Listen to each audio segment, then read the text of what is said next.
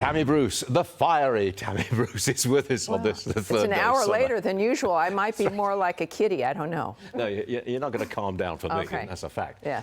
Do you think that the media is going to try to make everybody look the other way? The basement strategy will come into play. Yes. You think it's going to work? I don't think so, because when you do it the first time, you have the benefit of like a sneak attack. Nobody really knows what's going on. That's right. So, whoa, you know, we can fake them out. And then Americans, especially after Afghanistan and, you know, that debacle, is they realize, wait a minute, we were schmucks. We got tricked.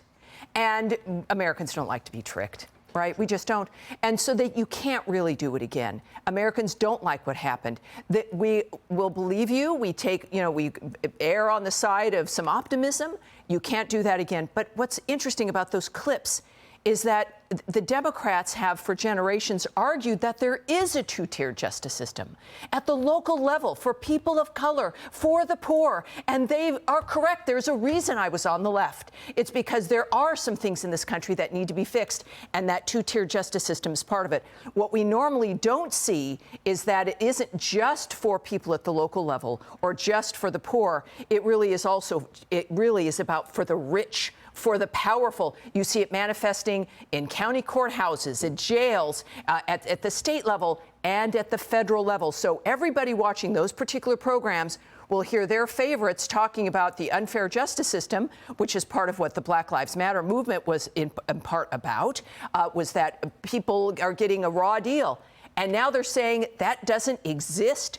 It's a lie. They adjust themselves based on what they want politically, and Americans across the board, Hispanics, blacks, women, gays, straight white men, are saying we all deserve better, and we do. Last one, real fast. I've said, maybe I'm out on a limb here, I think the Democrats will get together and try to ease the president out before the election. But if they do that, you end up with President Harris.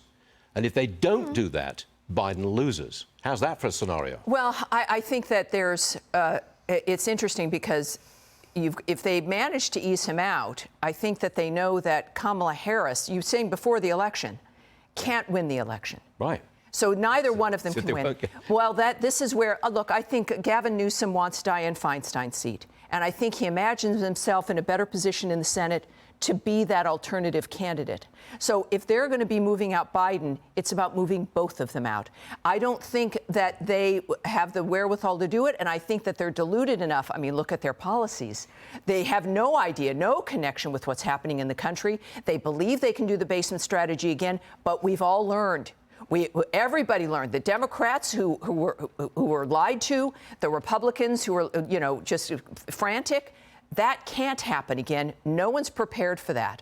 And we'll see. This is where Trump and DeSantis and the Republicans working together, and I know they can do it, because they both love the country. The Republicans love the country, and they're going to have to step up and work together. Tammy Bruce on a Friday morning. You can't beat that.